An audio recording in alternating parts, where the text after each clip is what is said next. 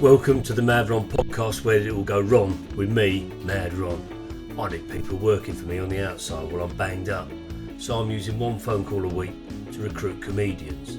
Why? Because comedians are used to working alone at night and quite often enter a room through a curtain. I've got a few candidates lined up. Let's see if they have any potential, and who knows, if it goes well, they could be sharing a cell with me.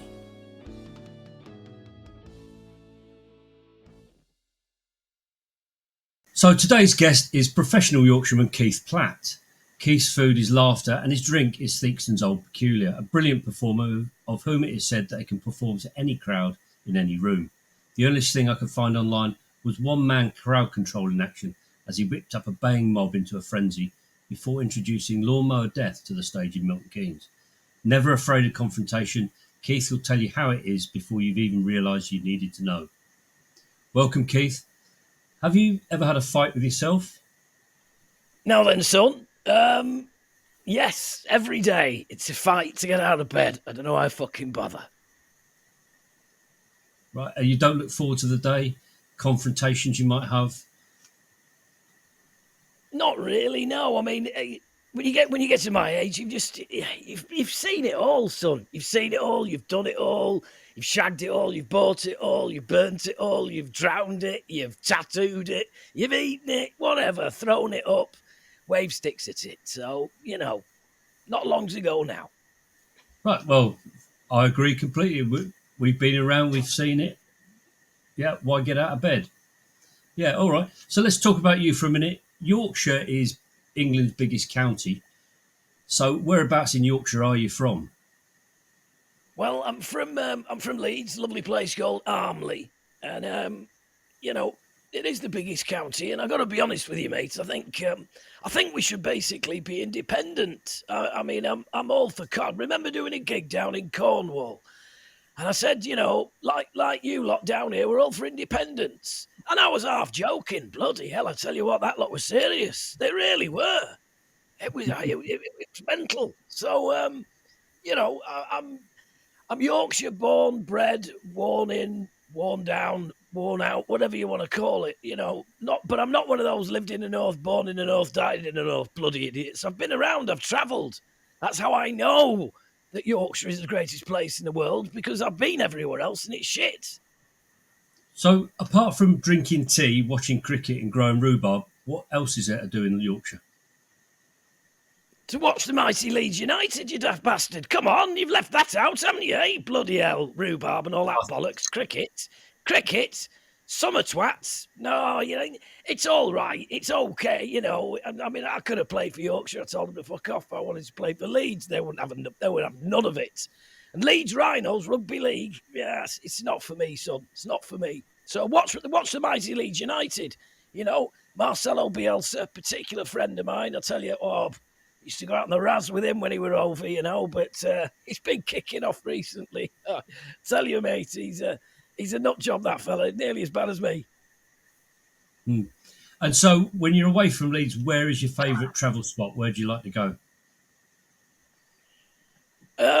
Probably Bridlington. Bridlington. How far from Leeds is that? Well, I don't know. Unless they've moved it, you see, the thing is, like the Yorkshire coast, you've got Brid, you've got Scarborough and all that, right? And all these seaside towns, they've only got one road in and one road out. It's very, it's like the old westerns. If you go into Scarborough, you've got one road, and that's it. So you don't want to, if you do anything wrong in Scarborough, they can get you on the way out. You've got to be very careful. That's partly why I like all of the, all that East Coast mob. It's pretty dangerous, and it's also beautiful in summer, and you just want to top yourself if you live there in the winter. So, obviously you like the football, you like going to Bridlington, but what's other what do you do elsewhere? What's Leeds' best flat roof pub? Well, funnily enough, I wouldn't know. I got to be honest with you. I don't really go out drinking in Leeds. I haven't been out drinking in Leeds for a long time, mainly because it's pricey. I mean, anybody who says that the north is cheap, it bloody isn't, not anymore. As you know, son, I travel around, I'm all over the place, me, up and down the country, and Leeds is just as expensive as any other bastard town. So, to be honest, my favourite place is either, Sainsbury's, Tesco's, Asda, Aldi, Lidl, whoever's ever got the best deal on, I'm going in there and I'm taking it home. Right. Okay. Well, I can't argue with that. So you've been known to sort of having quite a dour outlook on life. Is there anything that makes you happy? Yes. The mighty Leeds United, obviously, which is a bit of an oxymoron because it's fucking depressing being a fan of Leeds United. So it's good for a few games, and then it's back to being shit again. But other than that, not a great deal. Traveling around, performing for people. I do like that. I mean, every single gig I do is fucking brilliant. I can't remember the last bad gig I had. And that's because I'm a man of the people. I speak the truth. My opinions are very popular amongst people who come to see me. Maybe not so popular amongst people who don't come to see me, but that's why we've come to that arrangement. So can you give me an example of where you told somebody the truth? Yes, I recently played for the troops. Like supporting the troops down in Portsmouth, and I told them the truth. You're all bloody part timers. Get over there, wherever there is, and stick your oar in. Put your head above the parapet. Get shot at. That's your bloody job. That's what you signed up for, isn't it? Eh? Get shot at. Not to bloody wander around in Portsmouth pretending that there's an enemy around. They didn't like it, but still won them over. Well, fantastic. So I want to get into your background a bit and understand a bit about the years that made you the person you are today. So, what was the first time you ever remember doing something naughty, misbehaving? That would be I was in my pram, and I don't know if you could call it naughty, but I was in my pram and a crow landed on it, and I just punched it in the face. And, there was a big load of squawking going on, and it fucked off. And, I mean, to this day, I think I was right, and the crow was going to have my eyes out. But, I got seen, and, I remember my mother being told by next door neighbour, Elsie, mithering cow. She said, "You've got a right one there. I think he might be a bit violent." And she was wrong. I'm a lover, not a fighter. But I tell you what, every time I see a crow now, I just want to kick him. Did you get in trouble for that? No, I blamed it entirely on the crow. What the fuck's that doing? It's landing on a child's pram. Anything could have happened. You seen those bloody beaks on them? Just imagine, little baby-sized Keith, the size of that beak, looked like horrible. Looked like a digger. And the claws are big as well, aren't they? It landed on you. To be honest, I just remember seeing its cold, dead eyes and that bloody great beak, and just thinking, like, he's got to go, and he did. Did you? If there was a bird that was going to land on your pram, what bird would you want to land on it? I think a peregrine falcon, without a doubt, because it's the fastest animal known to man. Aren't they even more dangerous? No, not at all. No. You see, peregrine falcon, he's, let's say the one landing, near me is trained, and someone's just going to go, "Oh, you come back." Right, that's fine. Peregrine falcon, I'll have him very, very fast. He'd be there 1 second, gone the next. Job done. Right, but yeah, could he not? He still do the damage, but faster. That's what I'd worry about. So well, who the fuck asked you? You asked me, and I've said a peregrine falcon. Didn't I? Hey, I'm just sharing an opinion. Yeah, well, bloody good for you. Good for you. Right. Move on. I'm allowed them. There you go, and I've voiced it. So what's the biggest lie you've ever told then? Oh, that's a good. Well, that's easy. That is. The biggest lie I've ever told is that I do not completely and totally despise Manchester United and every single player and fan and brick in that fucking dump of a ground. Yes, that's the biggest lie I've ever told, is that I don't think that. It didn't irk you at all that Dennis Irwin moved from Leeds to Man United and Eric Cantona moved from Leeds to Man United. That's not a problem I for think you you've at got all. a couple of names wrong there. I think you'll find it's Judas Irwin and Judas Cantona. And I would like to say that I did say I did not despise Manchester United. And I was doing that at a gig I was doing in the Red Cafe in Old Trafford, or as I like to call it, a fucking dump. Did you tell them you were a Leeds fan? Yep. They didn't know when they booked me, but they bloody knew after I'd been on. That's for fucking sure. And how did that go down? Well, some people weren't keen and the rest hated it, but I loved the whole thing. It was just 20 minutes of basically comedy and boxing mixed together. It was just bobbing and weaving, ducking and diving, just avoiding various punches, various verbal barbs, and various shoes and other objects that were thrown at me. But there was no way I wasn't doing me 20. I'm getting paid. I'm doing me 20. Yeah, fair play to you. Yeah. So what's the naughtiest thing you've ever done then? Naughtiest thing I've ever done. You're trying to incriminate me here, aren't you? Fucking knew this was a bad That's idea. just between us, really. Right, okay. Well, if it's just between us and there's nobody listening, which is very fucking likely, let's see. Naughtiest thing I've ever done. Naughtiest. Oh, I know. Yeah. Robbed our next door neighbour, Elsie, this stupid cow. Right. I mean, it's What all did right. you take from her? I can say that now. I can say that now without fear of retribution. She's been dead a good 15 years. But yeah, when I was a kid, robbed her. I mean, I say robbed her. Basically, I went over to get the ball back when she wasn't around. Door was open. Went in. Oh, hello. Microwave oven. I'll have that. And, Bob's your uncle, Fanny's your aunt. We've got a microwave oven and she hasn't. Well, if they leave the door open, they're asking for it, really. Yeah, exactly. So It's not so much stealing, more just it was just liberated. It just moved from one kitchen to the kitchen that adjoined it. That's all. There was a wall between them.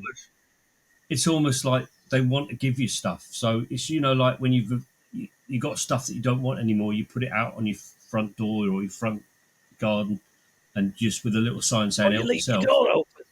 Yeah, or you leave your garden door open. I like to think of it as more, shared ownership than robbing her. But technically, it was a bit of robbery. Yeah, fair dues. And that was Elsie, was it? Did you say Elsie? Was her name Elsie? Yeah, that's right. Yeah, she's been dead 15 years now. Yeah, starvation. I heard. Couldn't cook anything. Yeah, probably. She had a few quid. To be fair, she had a few quid, so I'm sure she went out and got herself another microwave. Right. Okay. So have you ever blamed anyone else for something that you've done? Oh, that's a stock in trade of any Yorkshireman. You always blaming somebody else. Of course, it wasn't me. It was him over there. What are you talking to me for? No, I'll try and blame everybody for everything, to be honest. I mean, if I'm caught red-handed, fair enough. But if you can get out of anything, get out of it. Why not? Throw the blame on bloody anybody. It doesn't matter. Anybody close, anybody nearby. They don't have to be related to you. They don't have to have seen what's going on. They don't have to know anybody. You just chuck blame around, until it sticks. And I fit in perfectly with the modern society, basically. I've always been like that. Now, fucking everybody's like that, just, blame everybody but themselves, I fit in like a very neatly, like hand in glove in modern society. I was way ahead of this. So who have you blamed then for something? Like, give us an example. Oh, bloody hell, too many to mention. I'll tell you who I did blame. I blamed Ken Dodd. I did loads of gigs with him, good old Doddy. And he's the thing about Ken. He'd always used to say, we're getting well paid for this gig, and I'm laughing all the way to the paper bag under the floorboards. It was, so when I got caught with a few quid that I shouldn't have had, I just blamed Doddy, and it was the popular thing to do at the time. So he went down. This is topical, isn't it? Hey, Ken Dodd's fucking tax affairs, but what can I say? He took some down for me as well. This podcast was recorded in 1992. Style, anyway, yeah. So Ken Dodd, right? So we've got to have a short break now to hear from some of our sponsors. Back right after this break.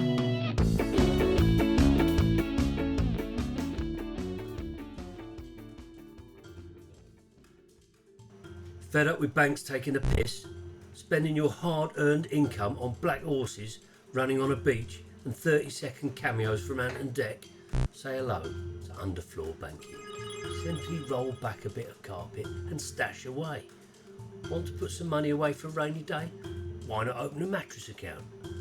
Hoard under boards with underfloor banking. No gimmicks, no nonsense. Your money, your way.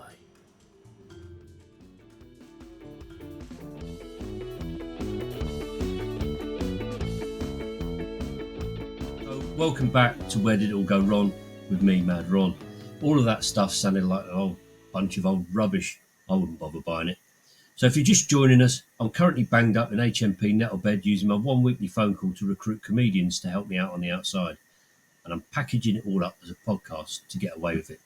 I'm talking to Keith Platt, professional Yorkshireman.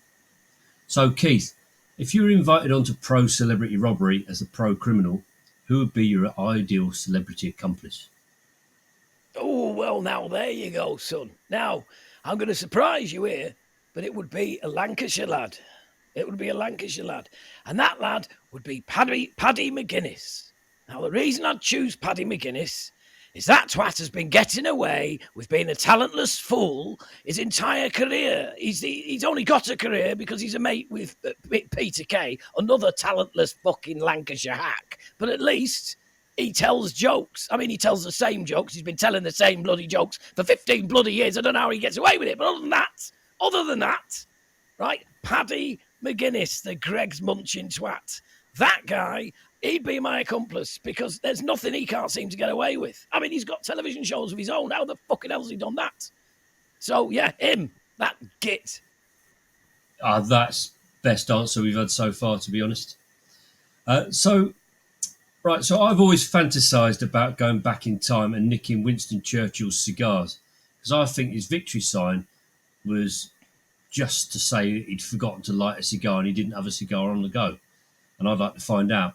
And, we smoking like that and he's just turned it round to do a V sign. I reckon that, anyway, I'd like to nick his cigars. Which celebrity would you most like to burgle and what would you take? Oh, now that's a good one, that is. I'll tell you what. I would like to rob Bernie Clifton.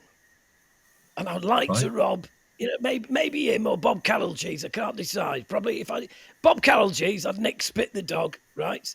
And Bernie Clifton, I'd nick the old bird costume.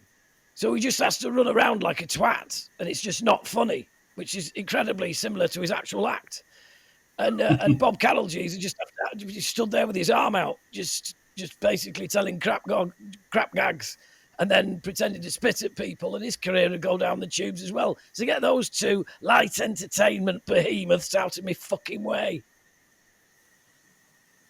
Yeah, well, so you got Paddy McGuinness, you've got Bob Carroll G's and Bernie Clifton on your hit list. Is it so far? Yeah, can you see a Patnam urchin? Yeah, it's something to do with a mildly talented but massively successful people. Fucking hate them. So this might ring a bell with you a little bit. So I know there's a decline in the Sheffield steel industry, and there is no steel industry anymore. And I've put all that down to a fucking decline. That is, mate. That is a decline. There being none. Yeah. a big decline, or you could say it's careless. I don't know. But I put it down to coffee shops personally. If they make us stir our coffee with a stick, right, they're responsible for the decline in the Sheffield steel industry and the fact that I've got a throat full of splinters. So if I was to create a new law or rule, I'd say you're not allowed to draw my drink. And I don't want a picture of a fern or a coffee bean perched on top of an inch of foam, or if it's St Patrick's Day, a shamrock. And I reckon it wouldn't cost £6.50 if it didn't have art all over it. So I'm quite happy with my coffee in a mug with a dash of milk, stirred with a proper metal spoon, not milky foam, and it doesn't even have to taste nice. So if you were to create a new law, what would it be? Well, it's played right into my wheelhouse there, son. Laws, new laws. Here's one, right? Here's one. I mean, I've got at least 10 to 15. I don't know how long this fucking thing is, but anyway. Here you go. First up, anybody, right? Basically, you're only allowed to send the contents of one message as one message. Not 5. Not these fucking idiots who just message you when they think of a sentence. Hello, send. How are you? Send. Want to go out? Send. For a drink? Send. I fancy? Send. A beer? Send. Fuck off.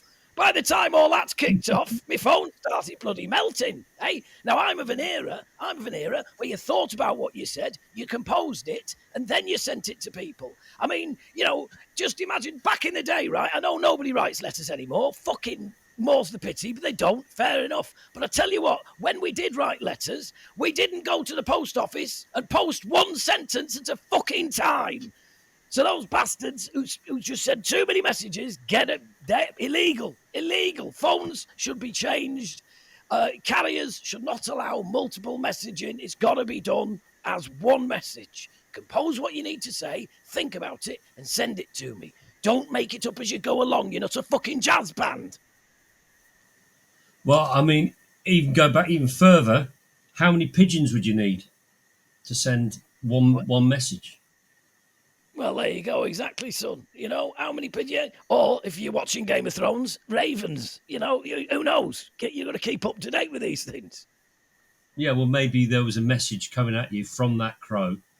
Hello. Yeah. Tied to its I foot. see where you go with that, son. I see where you go with that. Nice call back. Wrong bird, but fuck it. I'll buy into that. Yeah. Oh, there's a raven. Yeah, but maybe its message was Rob Elsie. She's got left a door open and there's a microwave in there. Yeah. Perfect. Yeah. So you said you had about 15 of them. Can you give us some more? Yes. Anybody who tells you how many steps they've done should be immediately imprisoned. Nobody gives a living shit how many steps you've done except you. Not even your closest family give a toss. Nobody gives a toss. If somebody comes up to me and tells me how many steps they've done, I immediately tell them how many shits I've had that day. Then I get my phone out and I show them pictures of each one. They never do it again. No. I don't expect so. Any more rules? Yeah, banks should all be made publicly owned. This private banking bollocks, it's over, right? Lloyd's always by your side. Yeah, unless you need a fucking branch, in which case it's 52 miles over the fucking Dales. Always by your side. And then they've got that bloody advert, the horse running through the bloody village. Hey, literally, a horse is just laughing at him, going, "Hey, you've got no branch, have you? Hey, I'm off. You better get on me if you want to get to a branch."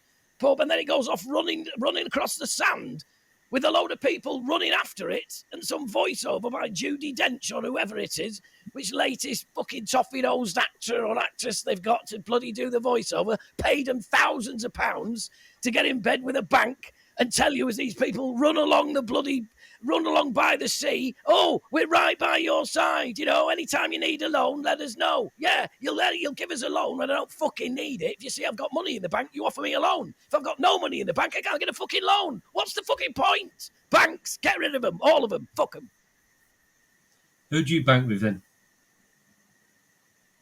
Fucking hole in the floorboard like Doddy. Right, strictly cash. Yeah. Okay, cool. The bank of Keith Platt.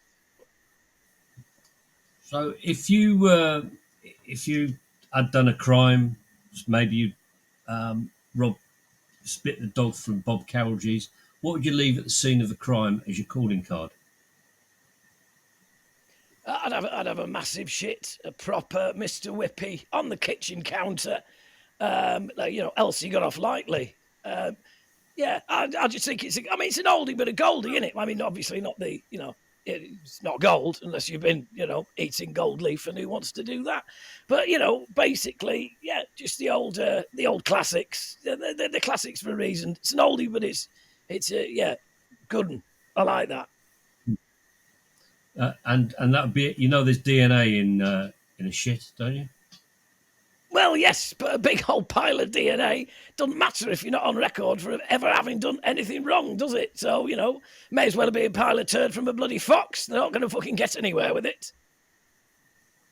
Fair point. So what's the most creative excuse you've ever come up with then? Oh, now that is a good one. Creative excuse. Well, got to be honest, going back to when I was a kid again, I was at school.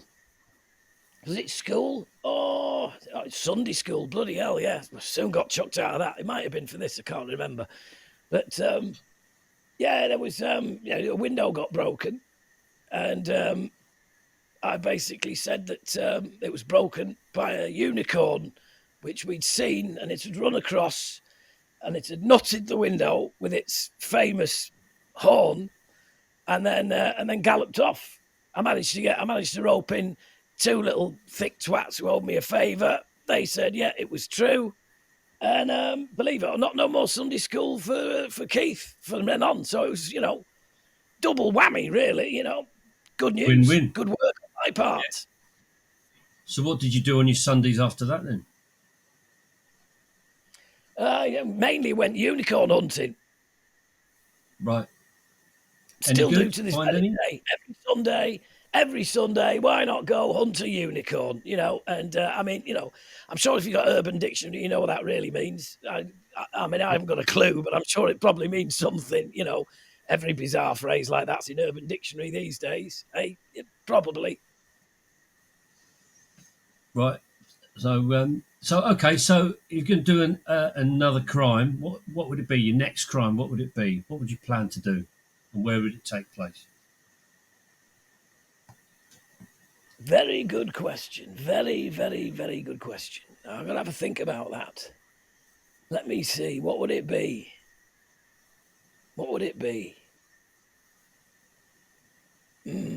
Well, do you know what? I think it's got to be rob the trophy cabinet at Old Trafford, and just replace them with replicas made of cheese, and then just take them all, melt them down, fucking do them for scrap, get a few quid, job done. Does Leeds have a trophy cabinet? Yes, we do indeed. It's fucking empty, but we've got the cabinet. It's there in preparation, built many years ago. And somebody, real forethought, really looking ahead there, went, oh, we need a trophy cabinet. And so we built the trophy cabinet. And, once we win some trophies, they'll be in there. We got the championship trophy under Marcelo. Got a picture of that, me and him. Me, him, the trophy. Bloody, honestly, it's one of my favourite pictures. Got it up on my wall. Beautiful. Was it 1972 that they won the league? First division, the old first division. The championship. Won the championship, you cheeky bastard. Fucking COVID, season 2021 under Marcelo. Classic. Right. But last time the top flight is also the last time an Englishman managed a side that won the top flight, which was 1992 under the great Howard Wilkinson, another good friend of mine, despite the fact he's from the wrong part of Yorkshire, i.e. Sheffield. So there's a rivalry between Leeds and Sheffield when it comes to football. But look, mate, let me educate you here, right? There's a rivalry between Leeds and every other city in Yorkshire. It's just that we're not aware of most of these rivalries. You know, we're going to play Halifax or we're going to play Huddersfield, and they'll be like, "Oh, the fucking scum Leeds," and we're like, "Oh, sorry, we completely forgot you existed." Are we? Is this a rivalry? Is it? Is it? Oh, right. Shouldn't there be two sides actually giving a shit? Because not really fucking bothered about any of you. Hull. Oh, dearie me. They're constantly trying to make out like they're on our level, like there's some sort of rivalry. What's a load of fucking bollocks? Absolute bollocks. Honestly, blow up the Humber Bridge, get a massive saw, chop Hull off, and just push it out into the fucking North Sea. Well, if I knew where you were talking about, then I'd probably agree with you. So, right, so I don't get to hear a lot of news um, while I'm in here, but I've heard that a robot committed suicide in South Korea because it was made to do too much work. And it was like seen going around in circles before it threw itself down a stairwell. What do you reckon to that? Do you reckon that's true or not? I think you've been inside too long, son. I think people are basically sending you memes, and you think it's news. Right. So, what I is a think bit of you've news that I should know Yeah, then? I know It's not a what you meme. mean. It's the old final article on News at 10, isn't it? Skateboarding duck, as they call it in the industry. Or they used to, bloody years ago, anyway. So it's just this month's fucking skateboarding duck. Oh, look at this robot. It's committed suicide. Sort your fucking self out. No, it hasn't. Fucking clickbait bollocks, that is. Jesus fucking Christ. It's not Skynet.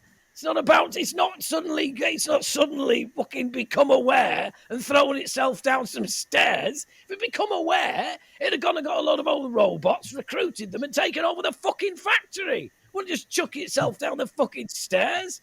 Probably go down into the bloody cupboards and get himself some WD 40 and get pissed on that.